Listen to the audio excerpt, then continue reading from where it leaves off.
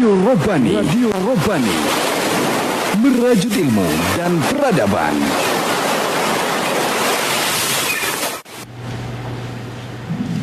Bismillahirrahmanirrahim. Alhamdulillahirabbil alamin.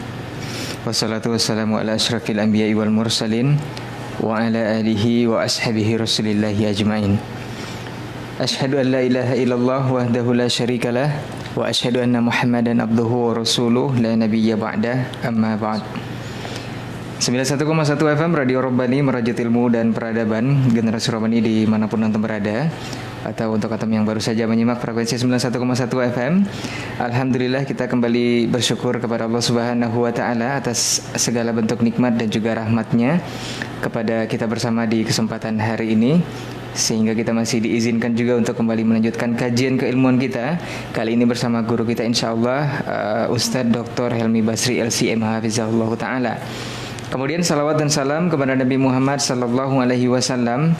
Tidak bosan kita bermohon salawat ini bisa bersambung juga hendaknya kepada seluruh keluarga, kepada para sahabat-sahabat beliau, dan juga kepada orang-orang yang tentunya istiqomah di atas ajaran dan sunnah beliau hingga hari kiamat nanti.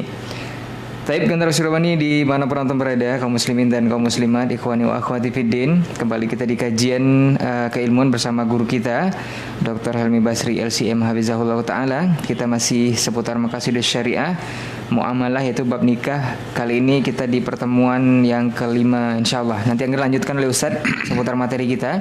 Dan seperti biasa antum juga bisa bertanya seputar materi di 0812 73 33 5531 di akhir sesi melalui telepon ataupun pesan singkat di WhatsApp. Dan untuk antum yang tidak berkesempatan untuk mendengarkan secara langsung di radio, antum semua bisa menyimak siaran ini live di laman Facebook kita di Radio Robbani 91,1 FM, di halaman pribadi Ustaz dan juga di akun Kampar Mengaji. Taib generasi Robbani dimanapun antum berada, kita langsung saja kepada lanjutan pembahasan untuk kesempatan hari ini. Kepada Ustaz kita persilahkan, fal yatafadhal mashkura. Bismillahirrahmanirrahim. Innal hamdalillah nahmaduhu wa nasta'inuhu wa nastaghfiruh wa na'udzu billahi min syururi anfusina wa min sayyiati a'malina may yahdihillahu fala mudhillalah wa may yudlilhu fala hadiyalah. Asyhadu an la ilaha illallah wahdahu la syarikalah wa asyhadu anna Muhammadan abduhu wa rasuluh la nabiyya ba'da. Ikhwati fillah, ma'asyiral mustami'in wal mustami'at, para pendengar di Robbani yang dimuliakan Allah dimanapun berada. Kembali kita bersyukur pada Allah Subhanahu wa ta'ala pada pagi hari yang penuh berkah ini. Alhamdulillah kita kembali diizinkannya untuk belajar, kembali diizinkannya untuk mendalami agamanya. Mudah-mudahan semangat belajar kita membuat kita senantiasa mendapatkan doa-doa baik dari para malaikat, senantiasa kita mendapatkan rahmat dan kasih sayang Allah Subhanahu wa ta'ala. Karena itu memang janji Allah yang disampaikan oleh Rasulnya untuk orang-orang yang senantiasa belajar dan menuntut ilmu. Dan mudah-mudahan juga semangat belajar yang ada pada diri kita membuat kita semakin dekat dengan surganya Allah Subhanahu wa ta'ala. Man salaka tariqan yaltamisu fihi ilman sahalallahu lahu bihi tariqan ilal jannah. Barang siapa yang menempuh satu jalan untuk mendapatkan ilmu, maka Allah akan mudahkan baginya jalan untuk menuju surga. Mudah-mudahan semua fadilah dan keutamaan itu pada pagi ini bisa kita dapatkan. Sama-sama kita juga harus senantiasa berselawat dan salam untuk Rasulullah sallallahu alaihi wasallam. Allahumma salli ala Muhammad wa ala ali Muhammad. Mudah-mudahan ungkapan selawat dan salam itu senantiasa menjadi kebanggaan kita untuk kita ucapkan, karena itu bisa membuat kita semakin cinta kepada Rasul. Dan mudah-mudahan selawat itulah yang akan bisa menjadi bukti nyata di antara bukti nyata cinta kita kepada beliau.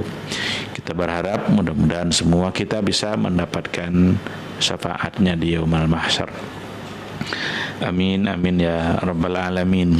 Ikhwati fillah, para pendengar di Robbani yang dimuliakan Allah, Kembali pada pagi ini kita melanjutkan kajian Maqasidus Syariah, yang dalam hal ini kita sudah masuk kepada Maqasidun Nikah, Maqasidus Syariah yang ada di balik ketetapan dan ketentuan hukum dalam persoalan pernikahan. Sudah banyak hal-hal yang kita bahas dalam Maqasidun Nikah. Yang terakhir yang kita bahas adalah maqasid khassah lizawaj, dan juga setelah itu maqasid juz'iyah lizawaj atau linnikah. Maqasid atau tujuan-tujuan yang ada pada hukum-hukum nikah yang secara parsial. Karena kalau kita bicara tentang maqasid juz'iyah, berarti kita berbicara tentang detail persoalan nikah yang dibaliknya ada hikmah, ada tujuan dan ada maqasid yang Allah Subhanahu wa taala menginginkan hambanya untuk mendapatkannya. Di antara yang sudah kita bicarakan terkait dengan maqasid juz'iyah itu adalah maqasidu as-sadaq, maqasid yang ada di balik ketentuan mahar. Kenapa harus ada as-sadaq, dan kenapa pula namanya adalah as-sadaq, yang artinya adalah mahar. Jadi mahar itu juga bahasa Arab, dan selain mahar itu dibahasakan dengan as-sadaq, yang secara bahasa dia punya akar kata yang sama dengan as-sidqu, yang artinya adalah jujur atau kejujuran. Berarti as-sadaq itu adalah simbol atau lambang kejujuran yang ada di hati seorang suami kepada istrinya atau untuk istrinya. Maka dikatakan bahwa di antara maqasidus sadaq itu adalah ta'biruz zauji an mahabbati zaujatihi wa tawsiqu ural mawaddati warahma bainahuma.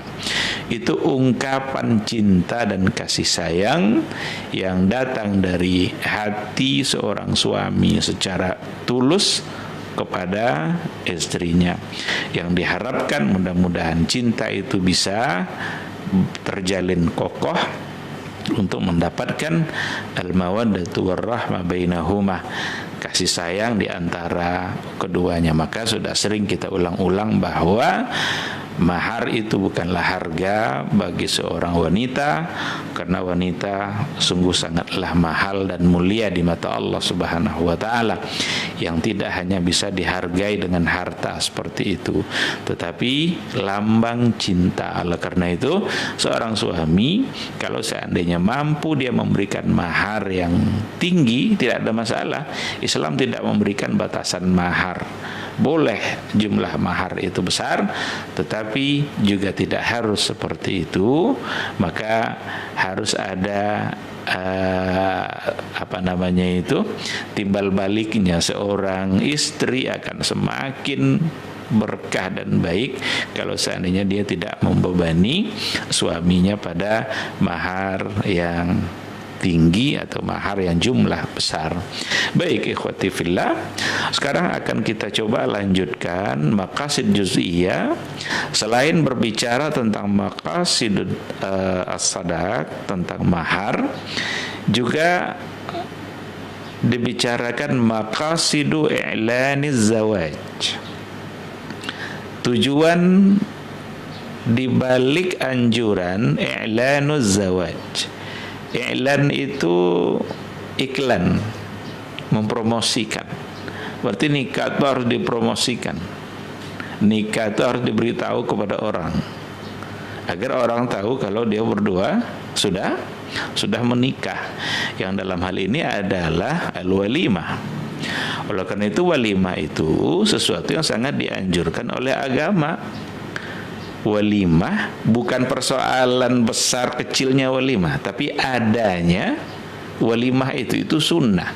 Jadi kalau seandainya itu dilaksanakan karena itu adalah ajaran agama dan perintah Rasul, maka itu sesuatu yang bernilai ibadah, karena dia melaksanakan sesuatu yang diperintahkan oleh Rasulullah sallallahu alaihi wasallam. Maka dalam hadis dikatakan oleh Rasulullah sallallahu alaihi wasallam yang diriwayatkan oleh Imam Ahmad dalam musnadnya, qala Rasulullah sallallahu alaihi wasallam, a'linu an-nikah. A'linu itu iklankanlah, promosikanlah, laksanakanlah an-nikah, walimah dalam nikah. Maka di sini diartikan a'lini itu ashiruhu wa absuhu wa azhiruhu wa bayinuhu, banyak kali maknanya. Yang intinya ada pada satu hal, bagaimana supaya masyarakat mengetahui bahwa si A dan si B itu sudah menikah dan sudah menjadi suami istri. Selain itu adalah bentuk bentuk syukurnya seseorang terhadap nikmat yang diberikan oleh Allah, maka ia ingin mengajak orang lain untuk berbahagia dalam mendapatkan nikmat itu. Jadi syukur dengan cara memberikan sesuatu kepada orang lain. Biasanya ya tentu seperti yang dilaksanakan sesuai dengan kebiasaan, menyediakan makanan, lalu kemudian mengajak orang untuk menikmati makanan itu. Maka nikmat yang diberikan oleh Allah Subhanahu wa taala disampaikan kepada orang lain dalam bentuk syukur dan mengajak mereka untuk menikmati hidangan-hidangan yang ada. Oleh karena itu persoalan walimah itu sesuatu yang juga diatur oleh agama. Ada sunnah-sunnahnya, ada tata caranya. Tidak boleh atau haruslah berusaha semaksimal mungkin untuk melaksanakannya sesuai yang diajarkan oleh agama. Undang tetangga, undang fakir miskin, ajak mereka menikmati apa yang sudah disediakan. Jangan dibeda-bedakan. Tamu itu jangan dibeda-bedakan, karena ada kecenderungan juga kalau tamu itu yang datang orang-orang miskin kadang diabaikan. Tapi kalau yang datang adalah orang-orang kaya, pakai mobil, kadonya besar, sama pula besar kadonya sama mobilnya, itu tukang sambut tamunya bukan main itu.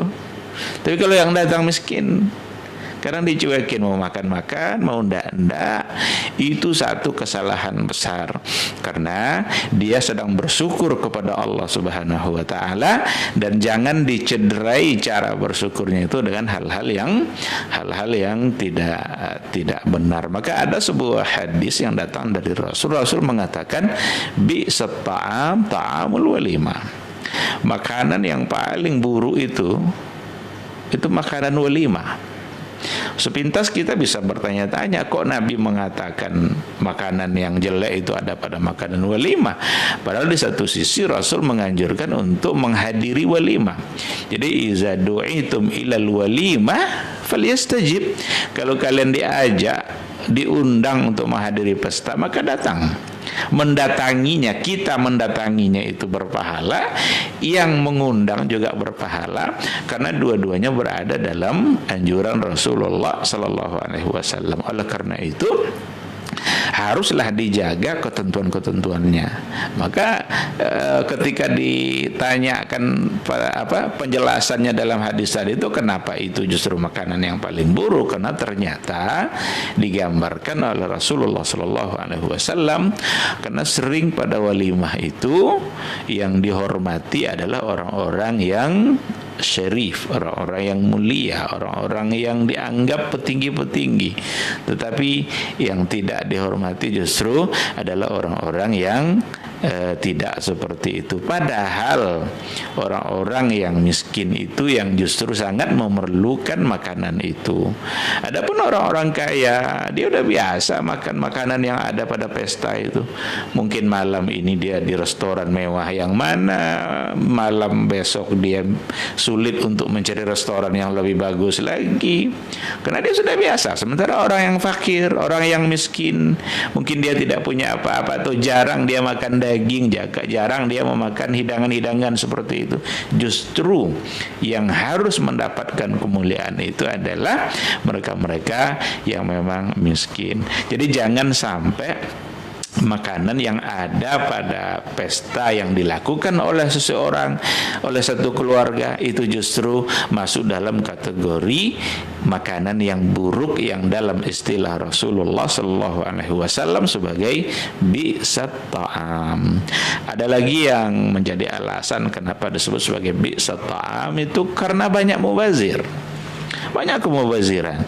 Diambil nasi, ditinggalkan setengah, tidak habis semuanya.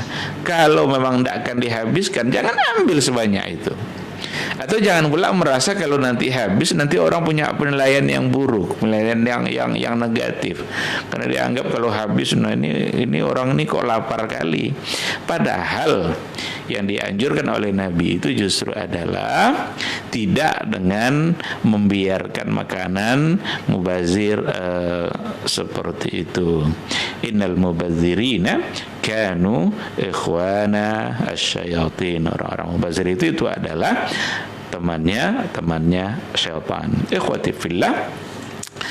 Jadi persoalan i'lanuz zawaj itu sesuatu yang dianjurkan oleh Nabi melalui hadis-hadisnya. Ada lagi aulim walau bisyatin. Laksanakanlah walimah itu walau hanya dengan seekor kambing.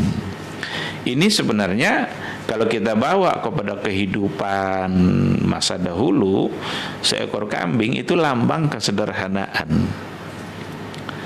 Tetapi kalau di sebagian tempat di wilayah kita, di daerah kita, kambing itu sudah merupakan yang besar. Tetapi intinya bukan pada besar kecilnya. Yang intinya ada pada adanya walimah. Adanya walimah berarti melaksanakan sesuatu yang disunnahkan oleh Rasulullah Sallallahu Alaihi Wasallam. Nah, oleh karena itu perlu untuk dipertanyakan, kalau memang itu diperintahkan oleh Nabi, apa maksudnya? Apa tujuannya? Apa maqasid yang ada di balik i'laniz zawaj? Seandainya ada orang nikah diam-diam lalu tidak memberitahukan, memang kenapa? Kenapa harus ada? Disinilah para ulama, pakar-pakar maqasid mencoba untuk menggali seberapa banyak atau apa saja kira-kira hal-hal yang menjadi tujuan pernikahan itu harus diumumkan. Karena nanti ini ada kaitannya dengan berbagai macam praktek pernikahan yang ada yang nikah diam-diam dan lain sebagainya. Sementara justru nikah itu jangan diam-diam, harus disampaikan, harus dipromosikan, harus dilaksanakan walimahnya sehingga orang tahu. Kita bisa melihat beberapa poin yang masuk dalam kategori maqasid i'laniz zawaj. Yang pertama adalah hifzul ansabi wal a'rad. Tujuan yang pertama disebutkan di buku ini untuk hifzul ansabi wal a'rad, untuk memelihara dan menjaga keturunan dan kehormatan keluarga. Dari mana kita bisa tahu itu? Fa inna i'lanaz zawaj yuzhirul alaqa asy-syar'iyyah baina az-zawji wa zawjatihi fatakhtafi tuhma anhuma. Jadi dengan mempromosikan nikah itu, dengan melaksanakan walimah itu, yuzhirul alaqa asy-syar'iyyah, itu akan menjelaskan kepada masyarakat hubungan yang secara syar'i sudah terjadi di antara zauj wa zaujah, antara suami dan istri, antara laki-laki dan perempuan. Fatakhtafi at-tuhmah anhuma, maka hilanglah tuduhan-tuduhan dari dia berdua. Seandainya ada orang nikah dan masyarakat banyak tidak tahu kalau dia berdua sudah nikah, tiba-tiba dia boncengan atau pergi berdua-duaan kemana-mana, pergi jalan-jalan kemana-mana, nampak oleh orang yang sekomplek atau yang bersama-sama satu komunitas dengan dia. Orang lain tidak tahu kalau seandainya dia sudah menikah. hal itu akan bisa menimbulkan hal-hal yang tidak baik bagi dia berdua. Mungkin dia akan dituduh, oh ternyata perempuan itu nampaknya dulu orang yang sangat baik, tapi sekarang dia kok dua-duaan sama perempuan, sama laki-laki. Atau tuduhan bagi laki-laki, rasanya laki-laki itu di komplek kita baik kali, bagus kali orangnya, tapi kok sekarang, padahal dia sudah, meskipun sudah akad. Sebenarnya dari segi hukum, akad itu sudah membuat yang haram menjadi halal. Karena kata kuncinya memang ada pada akad. Kalau akad sudah diucapkan, sudah disahkan, sah kata saksinya, lalu kemudian konsekuensinya adalah berbagai macam hukum, terjadilah perubahan. Yang haram bisa sudah menjadi halal. Tetapi ketika ada orang-orang yang tidak mengetahui hal itu sudah berlangsung, jangan-jangan itu bisa memunculkan tuduhan-tuduhan yang tidak baik. Dengan cara itulah berarti mempromosikan pernikahan itu tujuannya adalah untuk menjaga kehormatan dua keluarga, sebagaimana nanti ketika ada anak yang dilahirkan itu nasabnya akan diketahui secara bersama bahwa dia lahir secara syar'i. Itu pada poin yang pertama. Jadi untuk menjaga nasab, silsilah keturunan dan juga kehormatan dua keluarga.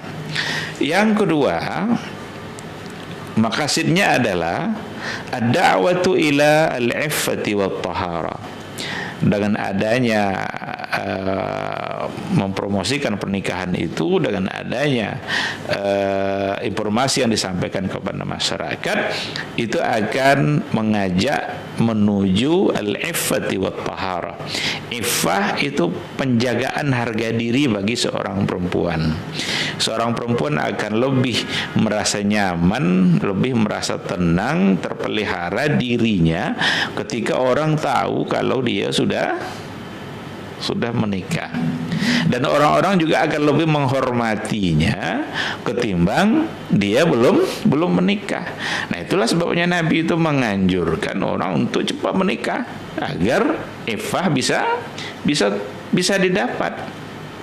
Coba kalau ada seorang perempuan yang mungkin dia jalan sendiri, orang tahu kalau dia sudah punya suami, hanya saja ketika itu suaminya tidak ada, orang mungkin tidak akan macam-macam lagi, karena orang tahu kalau dia sudah punya suami. Tapi kalau belum, nah mungkin disinilah al-iffah wa tahara, dia akan bisa lebih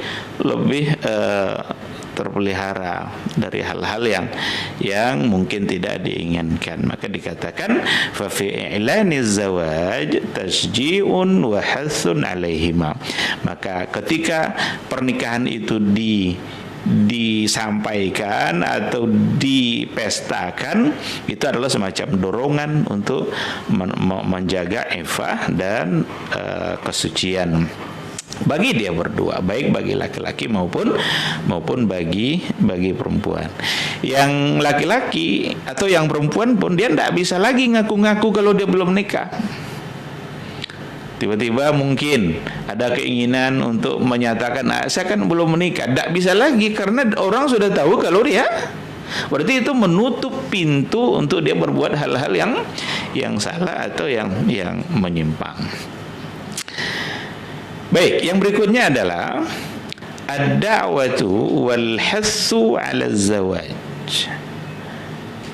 Pesta itu atau mempromosikan pernikahan seseorang itu adalah sebagai ajakan atau dorongan 'ala zawaj. Dorongan bagi orang lain juga untuk menikah. Wadzalika bil 'ursi wal ihtifali wa izharil farahi was surur dengan cara itu maka ada al-urs wal ihtifal, ada semacam pesta-pesta menunjukkan kegembiraan, dan itu semua adalah yujillu qadraz zawaj, untuk memuliakan nilai pernikahan itu sendiri, yang menggambarkan bahwa pernikahan itu merupakan sesuatu yang mulia, sehingga orang tertarik untuk melaksanakannya. Maka dikatakan juga wa fi hadza tasji'un lisyabab wasyabbat 'ala zawaj. Maka dalam pesta pernikahan itu semacam tasji', itu memberikan semangat bagi pemuda-pemuda wasyabat atau pemudi-pemudi 'ala zawaj, untuk menikah. Nah, jadi mungkin selama ini dia sering mendapatkan undangan, datang dia. Dapat lagi undangan, datang dia. Yang ketiganya dia yang memberikan undangan. Karena dia sudah datang terus diundang datang.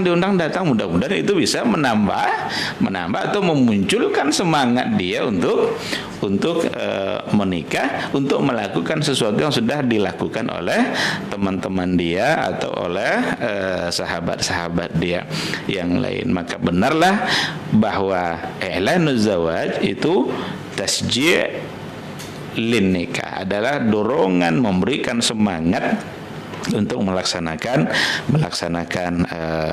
pernikahan. Yang berikutnya adalah hasu zauji ala mazinil hasana limraatihi. Itu dorongan bagi seorang suami untuk menambah kemuliaan dan penjagaan bagi istrinya. Karena seorang suami itu dia akan bangga dalam melakukan pesta pernikahan itu, karena di situ ada mazinul hasanah, ada semacam menambah sesuatu yang sifatnya akan menjaga kemuliaan, menambah kemuliaan bagi istrinya. Tapi kalau diam-diam aja dia, atau malah dia tidak mau untuk melaksanakan pesta seperti itu, jangan dia tidak ingin membanggakan kalau dia sudah punya istri. Jadi dia bangga dia sudah punya istri, maka adalah dengan cara yang tadi itu, maka bentuk syukurnya. Dan hal itulah nanti yang akan menghilangkan sesuatu yang tatatarraq bihi ilaihi ribah, yang mungkin akan memunculkan keraguan-raguan dalam pemikiran orang lain. Yang berikutnya adalah ikramul mar'ah wa i'lanu sya'niha wa raf'u makanatiha wa idkhalus sururi 'alaiha wa 'ala ahliha. Memuliakan perempuan, ikramul mar'ah wa i'lanu sya'niha, dan untuk membanggakan, memberikan kemuliaan, memberikan penghormatan, wa raf'i makanatiha, mengangkat derajat dan kemuliaannya, wa idkhalis sururi 'alaiha, dan memberikan kegembiraan kepada perempuan, bukan hanya perempuan saja, tetapi kepada keluarga perempuan secara keseluruhan. Ada semacam kemuliaan dan penghormatan bagi wanita, bagi perempuan, dengan i'lanuz zawaj, dan mempromosikan pernikahan itu. Dia akan merasa mulia, merasa terhormat ketika dia sudah memiliki suami. Ada lagi laftu intibahin nasi ila wujudi ailatin marghubin fiha bizawaj. Bukan hanya kemuliaan itu bagi seseorang saja, tapi itu juga untuk memberitahukan kepada masyarakat secara keseluruhan, satu keluarga yang memang mencintai syariat Rasulullah SAW dalam persoalan pernikahan. Yang mungkin saja dalam keluarga itu bukan hanya satu itu aja perempuannya. Nanti orang akan mencari tahu, walaha banatun salihatun lizawaj wa hunna akhawatul mar'atil mutazawwijah. Jadi mungkin satu keluarga dia punya anak perempuan, anak gadis yang akhirnya mungkin diberitahu atau menjadi pengetahuan orang lain, dan ternyata mereka adalah orang-orang yang salihah yang pantas untuk dijadikan istri. Nah, ada lagi daf'u madarril ikhfa wal israr lizawaj. Dengan adanya pesta pernikahan atau dengan adanya promosi dia sudah menikah, itu bisa menolak kemudaratan al-ikhfa. Al-ikhfa itu artinya ketika pernikahan itu disembunyikan. Biasanya menyembunyikan pernikahan itu kemudaratannya akan ditanggung atau dirasakan oleh kaum wanita, oleh perempuan. Lebih banyak wanita yang akan menanggung akibatnya kalau seandainya nikah itu dilakukan secara diam-diam. Nah, tapi dengan adanya pesta seperti itu akan menolak kemudaratan penyembunyian akad nikah itu sendiri. Nanti ketika dia tidak kan ada sekarang persoalan seperti nikah siri. Nikah siri itu nikah secara diam-diam. Ini sebenarnya menjadi persoalan dalam agama. Nikah siri itu bisa dipahami dalam dua hal. Ada nikah siri yang dimaksud itu adalah ketika dia nikah selengkap semua syarat dan rukunnya, hanya saja tidak tercatat. Dan biasanya nikah siri seperti itu tidak dipestakan itu.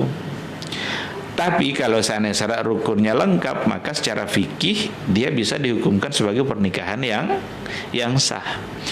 Hanya saja nanti akan mengalami berbagai persoalan di belakang hari. Dalam kajian-kajian maqasid itu pasti akan mengalami banyak hal. Ketika anak lahir, pengakuan anak dalam negara itu biasanya adalah dengan adanya akta kelahiran. Tapi kalau dia tidak tercatat, maka mungkin dia tidak akan mendapatkan akta kelahiran itu. Atau ada hak-hak anak nanti yang tidak bisa didapatkan di pengadilan karena dia tidak punya catatan administrasi. Tapi dari segi fikih bisa disebut sebagai pernikahan yang sah. Tapi ada nikah siri yang dihukumkan sebagai nikah yang tidak sah ketika yang dimaksud dengan siri itu adalah diam-diam dan tidak lengkap syaratnya. Bahkan dinikahkan bukan pula oleh walinya tapi oleh orang lain.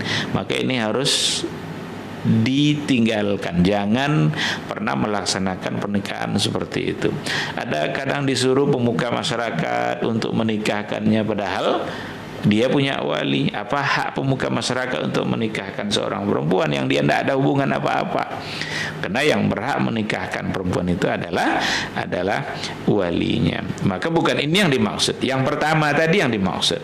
Ada kemudaratan yang ditimbulkan ketika nikah itu tidak dipromosikan atau didiamkan begitu saja. Maka dikatakan wallati ta'udu madarratuha fil ghalib 'alal mar'ah.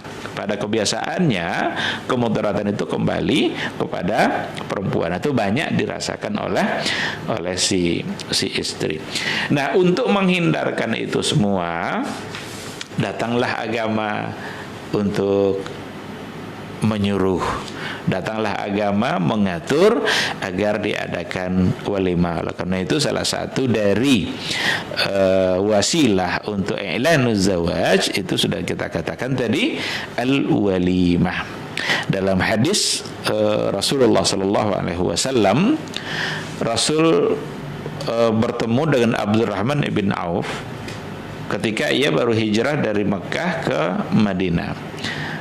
Mereka banyak yang meninggalkan istri karena tidak mau diajak untuk berhijrah.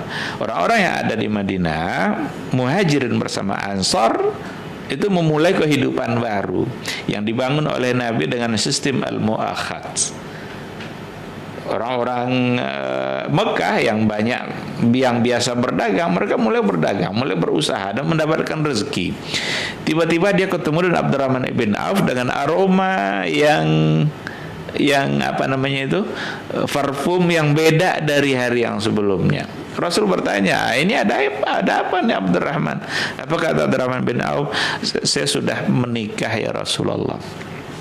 Ketika yang mengatakan sudah menikah, berarti Rasul tidak tahu. Maka Nabi mengatakan aulim walau bisyatin, laksanakanlah walimah itu walaupun hanya dengan menyembelih seekor kambing. Ditanya apa maharnya? Maharnya adalah emas sebesar biji kurma. Itu yang dijadikan mahar, karena dia sudah mulai berusaha dan sudah mendapatkan ma'isyahnya, sehingga tanggung jawabnya sebagai seorang suami sudah bisa terlaksana, dan dia menikahi kaum Ansar. Tapi Nabi menganjurkan kepada Abdurrahman bin Auf, aulim walau bisyatin, walimahlah, laksanakan meskipun hanya menyembelih seekor kambing.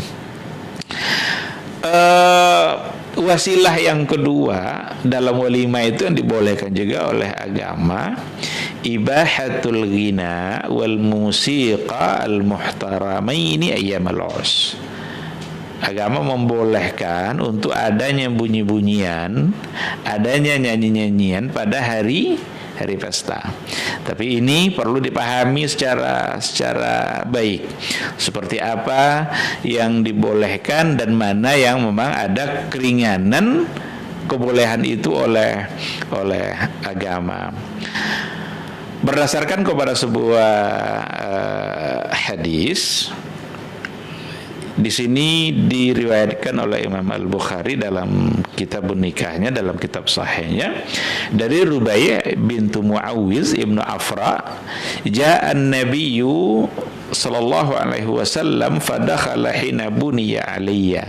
Jadi Rubai' bintu Muawiz menceritakan bahwa Nabi datang menghadiri acara yang dilakukan oleh Rubai', lalu Nabi duduk,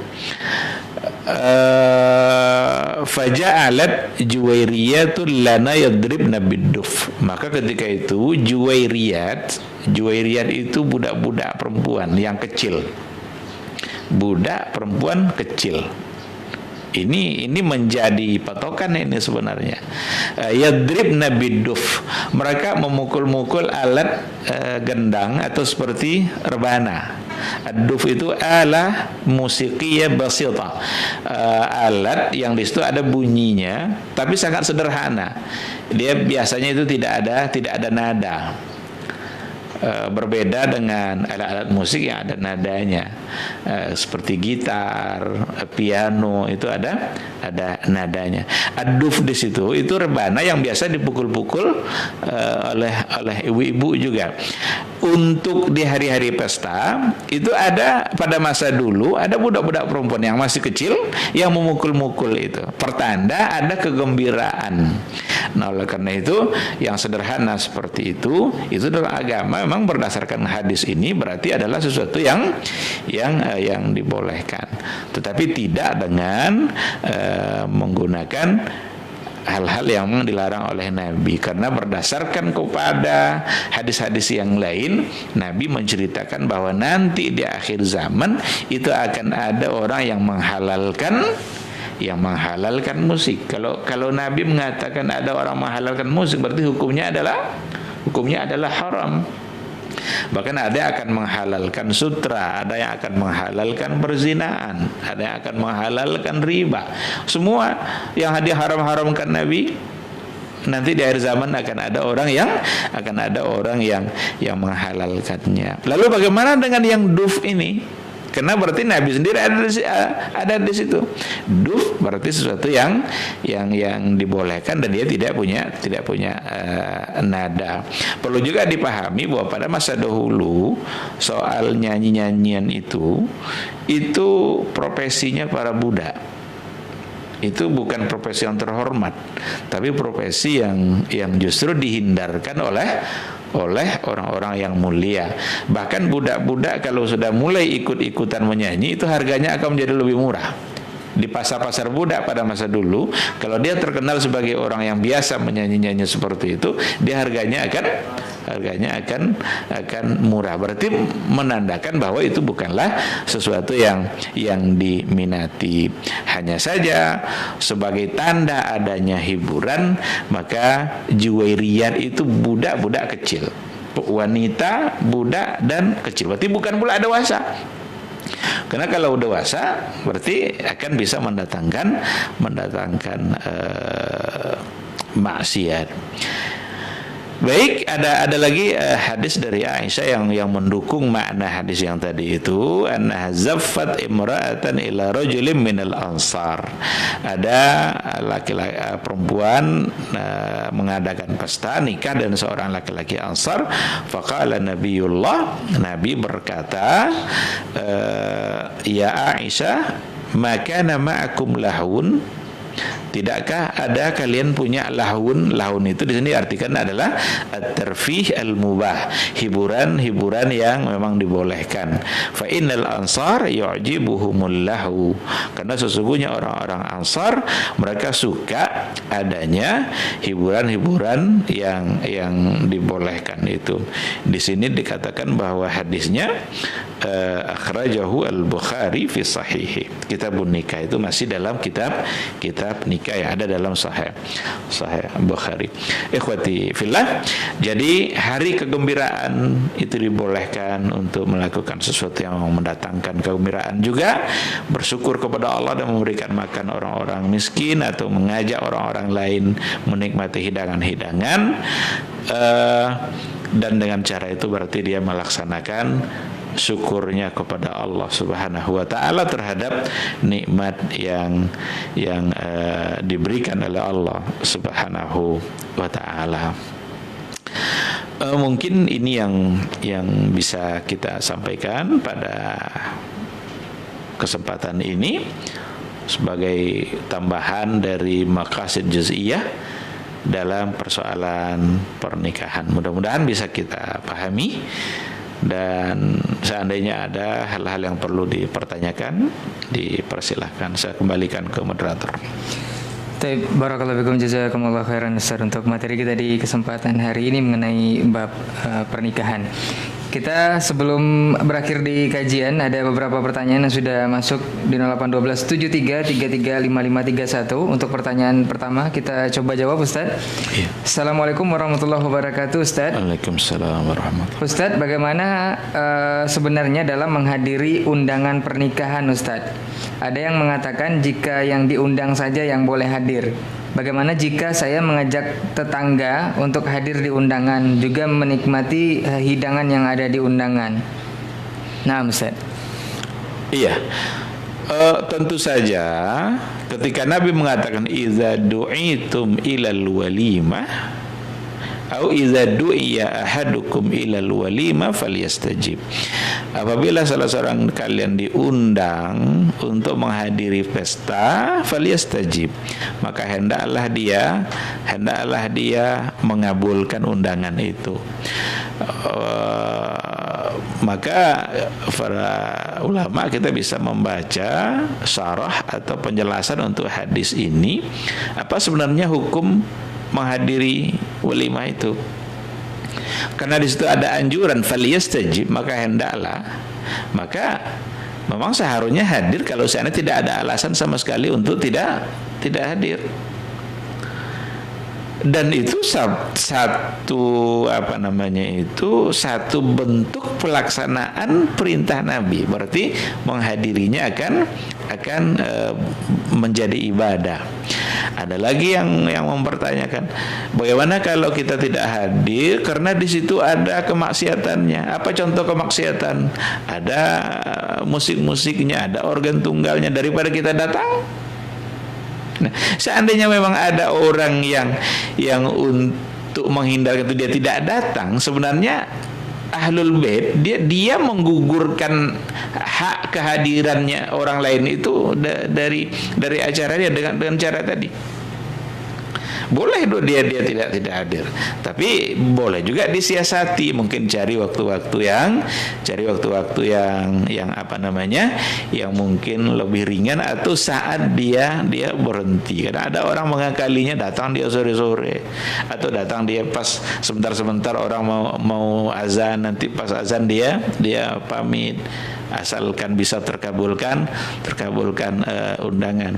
Maka ada persoalan ini pembahasan oleh Ibnul Qayyim, berbeda nanti antara menghadiri walimah dan menghadiri kematian. Kalau seandainya kita menghadiri melayat kematian, ada maksiat di situ, jangan tinggalkan. Tapi kalau menghadiri walimah, pesta, ada maksiat di situ, boleh tinggalkan. Apa yang buat dia jadi berbeda? Karena yang menghadiri kematian, yang mati itu dia tidak punya andil dalam kemaksiatan itu, jadi haknya tidak gugur. Kita datang, ada maksiat di situ, nggak ada andil yang meninggal itu pada kemaksiatan itu, berarti hak dia dari kita nggak gugur. Tapi kalau pesta walimah, ada kemaksiatan di situ, gugur haknya, karena yang ahlul bait punya andil dalam kemaksiatan itu. Itu kata Ibnul Qayyim. Nah, sekarang pertanyaan yang tadi itu, bagaimana kalau seandainya kita ajak pula orang lain yang tidak diundangnya? Ini sebenarnya yang diajak itu jangan mau, karena dia tidak mendapatkan undangan. Kalau dikatakan izadu ya ahadukum, berarti jika kalian diajak, maka apa namanya, ada orang yang memang diajak secara langsung. Nah, oleh karena itulah dalam undangan itu sering disebutkan nama, lalu dan istri, berarti boleh. Nah, sekarang disebutkan nama dan keluarga, berarti boleh buat anak, karena keluarga ada istri, ada anak. Nah, itu secara zahir. Maka sebaiknya ya kalau tidak diundang jangan datang. Tetapi barangkali ini rasanya dia tidak mungkin tidak mengundang orang ini, karena dia kawan, dia sudah lama kenal, bisa saja karena terlupa. Ambil aja pikiran baik, ambil aja persangkaan baik, mungkin karena lupa. Tapi kalau tidak kenal sama sekali, maka mungkin lebih baik untuk tidak hadir. Wallahu subhanahu wa ta'ala a'lam. Baik, jazakallah khairan Ustaz untuk jawabannya, mudah-mudahan bisa dipahami oleh yang bertanya. Kita ke pertanyaan berikutnya, Ustaz. Assalamualaikum warahmatullahi wabarakatuh, Ustaz. Waalaikumsalam. Terkait dengan walimahan tadi, Ustaz, bagaimana jika kita hilangkan bunyi duf tadi atau musik tadi dengan menggantinya kajian-kajian atau memutar murotal saat walimahan? Apakah ini dibolehkan juga atau melanggar sunnahnya juga, Ustaz? Iya, karena ada orang yang menggantinya. Artinya kan sering begitu, kalau kita melarang ini, usahakan ada alternatif lain. Nah, sekarang digantilah dengan mungkin ada ceramah-ceramah. Kalau seandainya tujuannya untuk menghindarkan yang tadi itu, saya kira niatnya sangat baik sekali itu. Dan kalau ada kajian-kajian atau ceramah, apalagi yang diputar itu mungkin ceramah terkait dengan keluarga, sambil makan dia bisa mendengar. Tapi kalau untuk murotal itu nanti kalau rasanya akan diabaikan orang, akan tidak didengar orang, yang ngobrol-ngobrol, yang ngaji-ngaji, mending tak diputar. Karena murotal itu tujuannya adalah untuk didengarkan dan untuk dinikmati dan dihayati apa yang dibaca. Tapi kalau ada orang yang ceramah lalu tidak didengarkan, tidak ada masalah, tidak seperti bacaan Al-Quran kan, karena kalau dibacakan Quran maka diupayakan untuk mendengarnya, maka dengarlah agar kalian dirahmati oleh Allah Subhanahu wa taala.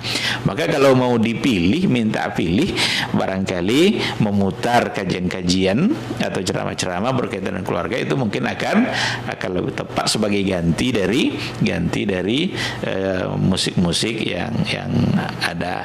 Saya kira seperti itu. Wallahu subhanahu wa ta'ala a'lam. Baik, jazakallah khairan Ustaz untuk jawabannya. Kita ke pertanyaan selanjutnya Ustaz. Assalamualaikum Ustaz. Waalaikumsalam warahmatullahi. Ustaz, apakah benar ungkapan seperti ini? Jikalau tak kenal maka tak sayang. Ini sering dihubungkan sebagian besar orang untuk melegalkan berpacaran sebelum menikah, karena dengan alasan kita harus mengenal pasangan dulu baru akan terjalin cinta dan kasih sayang. Nah, Ustaz, Itu namanya memanfaatkan ayat untuk berbuat dosa, memanfaatkan hadis untuk melakukan hal-hal yang salah. Mengenali itu penting, tapi bagaimana caranya? Ketika dikatakan unzur ilaiha, tengok dia dulu. Kan Jabir, kan hadis Jabir bin Abdullah, dia bilang sama Nabi, ya Rasul, saya mau menikah dan seorang Ansar. Kata Rasul, kamu sudah lihat belum? Belum, kata Jabir. Nah, kata Rasul, unzur ilaiha, tengok dia dulu. Fa innahu ahra liyudama bainakuma. Karena dengan cara melihat itulah akan sangat memungkinkan kalian bisa bertahan lama, karena dia sudah mengenali. Maka unzur itu, perintah untuk melihat itu, sebenarnya itu bisa dimaknai dengan mengenali siapa yang akan dinikahi. Bahkan kemarin juga sudah kita berikan penjelasan, yang perempuan pun punya hak pula untuk mengenali. Cuma mengenalinya seperti apa? Ini lagi yang harus dijaga baik-baik. Apa harus makan kacang goreng dulu berdua di bioskop untuk mengenali tabiatnya? Tentu tidak. Apa harus pacaran-pacaran dulu? Tentu tidak. Karena untuk memahami sebuah hadis kita harus kaitkan dengan hadis-hadis yang lain. Tidaklah berdua-duaan laki-laki dan perempuan di satu tempat illa wa kana salisuhuma asyaitan, kecuali berarti yang ketiganya adalah syaitan. Berarti mengenali dengan cara seperti itu sesuatu yang salah. Oleh karena itu pilihlah cara mengenali dengan cara yang benar. Artinya jangan kita mengawali rumah tangga kita dengan sesuatu yang salah. Mungkin dikenali melalui keluarganya, melalui adiknya, atau datang ke rumah bercerita bisa saja, tapi di situ mungkin ada ayahnya, mungkin ada adik perempuannya, bisa saja, karena di situ ada orang lain yang menjadi mahram bagi salah satu dia berdua. Maka menggunakan ayat-ayat li ta'arafu, apalagi untuk pacaran, untuk ini, itu sesuatu yang sangat tidak tepat, bahkan bisa-bisa dia menggabungkan antara yang hak dengan yang batil. Al-Quran mengatakan la talbisu al-haqqa bil batil. Jangan campur adukan antara yang hak dengan yang batil. Wallahu subhanahu wa ta'ala a'lam. Baik, jazakallah khairan Ustaz untuk jawabannya, mudah-mudahan bisa dipahami oleh yang bertanya. Ada satu pertanyaan terakhir Ustaz. Iya. Assalamualaikum Ustaz. Waalaikumsalam warahmatullahi. Dalam usaha mencari jodoh saya sudah banyak melakukan berbagai hal. Apakah boleh atau dibolehkan di dalam syariat Islam saya mengikuti biro jodoh online Ustaz, dengan bertukar CV melalui satu media, kemudian selanjutnya dihubungkan dengan yang kita inginkan dari CV yang didapat dari media tersebut? Nah Ustaz, mohon penjelasannya. Iya, ini persoalan masuk kepada hukum asal. Kan dulu ada kaidah umum untuk ibadah dan kaidah umum untuk muamalah, ya kan? Kalau kaidah umum untuk ibadah, hukum asalnya terlarang, tak boleh kita buat ibadah kecuali ada perintah. Asal ada perintah, buatlah ibadah itu. Kalau tidak, jangan buat.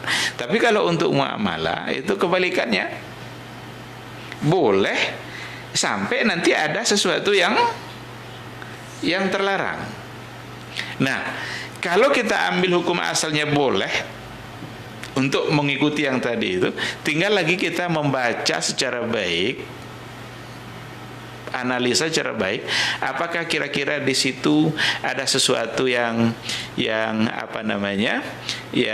terlarang atau tidak.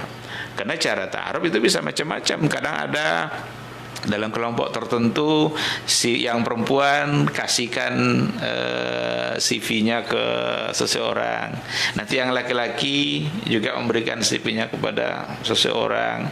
Lalu ketika orang itu melihat, mungkin anggaplah dia mungkin tak sebagai pembinanya atau murabinya, lalu dia tengok ini kayaknya cocok sama si fulan, lalu dicoba untuk diperkenalkan. Itu kan cara seperti itu masalahnya ya boleh. Kapan dia menjadi tidak boleh? Kalau seandainya ada hal-hal yang terlarang.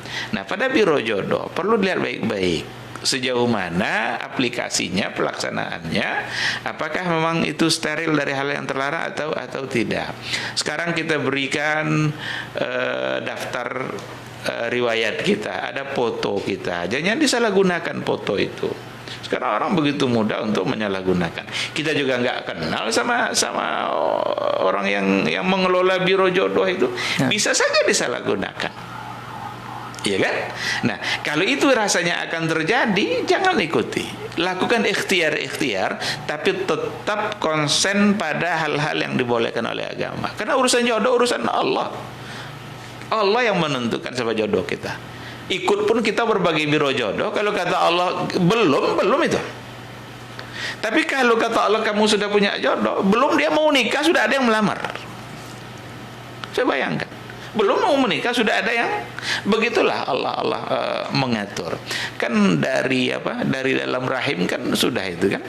Ketika ruh sudah ditiupkan, mendatang malaikat untuk mencatat umurnya berapa, rezekinya, jodohnya, dia nanti jadi orang sengsara atau jadi orang bahagia, itu semua sudah ada catatannya. Oleh karena itu, jangan sampai untuk mendapatkan sesuatu yang hanya dipastikan oleh Allah, kita melakukan sesuatu yang ternyata tidak diridhai oleh Allah Subhanahu wa taala.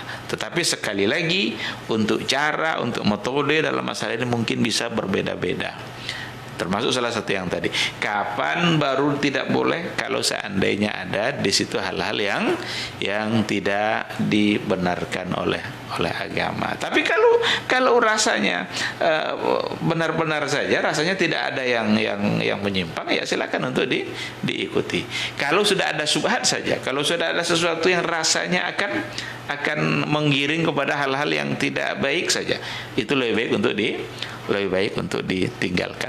Wallahu subhanahu wa ta'ala a'lam. Baik, jazakallah khairan Ustaz untuk jawabannya, mudah-mudahan bisa dipahami oleh yang bertanya dan insya Allah dimudahkan untuk jodohnya. Tapi kita dibatasi oleh waktu. Untuk antum yang ingin bertanya kembali, insya Allah kita akan lanjutkan di Jumat dengan lanjutan kajian bersama Ustaz insya Allah. Afwan untuk semua salah kata dan khilaf bicara, tetap setia di 91,1 FM Radio Rabbani, merajut ilmu dan peradaban. Kita tutup dengan doa kafaratul majelis. Subhanakallahumma wa bihamdika asyhadu an la ilaha illa anta astaghfiruka wa atubu ilaik. Assalamualaikum warahmatullahi wabarakatuh. Waalaikumsalam.